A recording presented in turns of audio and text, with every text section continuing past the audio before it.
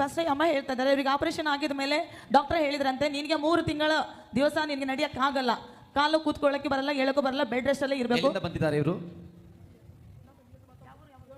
ಏಣಕೂರಂತೆ pastor ಹೇಳ್ತಾರೆ. ಅಂದಾಗ ಇವರು ಮನೆಗೆ ವಿಸಿಟ್ ಕರ್ಸ್ಕೊಂಡಿದ್ರು ಪಾಸ್ಟರ್. ನೀವು ಮನೆಗೆ ಹೋದಾಗ ಅವ್ರಿಗೆ ಹೇಳಿದ್ರಂತೆ, ಡಾಕ್ಟರ್ 3 ತಿಂಗಳು ಹೇಳಿದ್ರೆ ನಾನು 15 ದಿವಸ ಹೇಳ್ತಾ ಇದ್ರಿ, 15 ದಿವಸ ಒಳಗಾಗಿ ನೀನು ಎದ್ದು ನಡೆದಾಡ್ತಿ ಅಂತ ಹೇಳಿದಾಗ ಅವರು ನೀವು ಹೇಳಿದಾಗನೇ 15 ದಿವಸ ಒಳಗಡೆನೆ ಎದ್ದು ನಡೆದಾಡ್ತಾ ಇದ್ದಾರೆ ಅಂತ ಹೇಳ್ತಾ ಇದ್ದಾರೆ ಪಾಸ್ಟರ್. ಅಂದ್ರೆ ಕಾಲ ಆಪರೇಷನ್ ಆಗಿತ್ತು ನಿಮಗೆ. ಡಾಕ್ಟರ್ ಏನಂತ ಹೇಳಿದ್ರು? ಡಾಕ್ಟರ್ ನೀವು 2-3 ತಿಂಗಳು ಬೆಡ್ ಮಾಡಿರೋ ನಡಿಬೇಡ ಅಂತ ಹೇಳಿ ಸರ್. ನಿಮ್ಮ ಮನೆ ಕರ್ಸ್ಕೊಂಡಿದ್ದೆ, ನಿಮ್ಮ ಮನೆ ಬಂದ್ಮೇಲೆ 15 ದಿವಸದಾಗ ಹಾಜಿಡ್ತಾ ಮನೆ ಏನಾಗಲ್ಲ ಅಂತ ಹೇಳಿರಿ. ಮತ್ತೆ ಅವಾಗ ನಡೀತಾ ಇದ್ರಿ? ನಡೀತಿದ್ದಾರೆ ಸರ್. ಮತ್ತೆ ಭಾಳ ನೋವಾಗಿತ್ತು. ನೋವಾದ್ರೆ ಮತ್ತೆ ಎಮರ ಮಾಡ್ಕೊಂತ ಹೇಳಿದ್ರು ಡಾಕ್ಟರ್. ಈಗ ಎಮರ ಮಾಡ್ಕೊಂತ ಹೇಳಿದ್ರು ಏನು ಮಾಡ್ತೋದು ಭಾಳ ಹತ್ಕೋತ ಕುಂತೀವಿ. ಆಮೇಲೆ ಸಿಸ್ಟರ್ ಬಂದು ಏನು ಹೇಳಿದ್ರು, ಅಮ್ಮ ನೀವು ಅಳಬೇಡ, ನೀವು ನಾರ್ಮಲ್ ರಿಪೋರ್ಟ್ ಬರ್ತಾ ಅಂತ ಹೇಳಿದ್ರು. ಮತ್ತೆ ಹೋಗಿ ತಗೊಂಡು ನಾರ್ಮಲ್ ರಿಪೋರ್ಟ್ ಬಂದದ.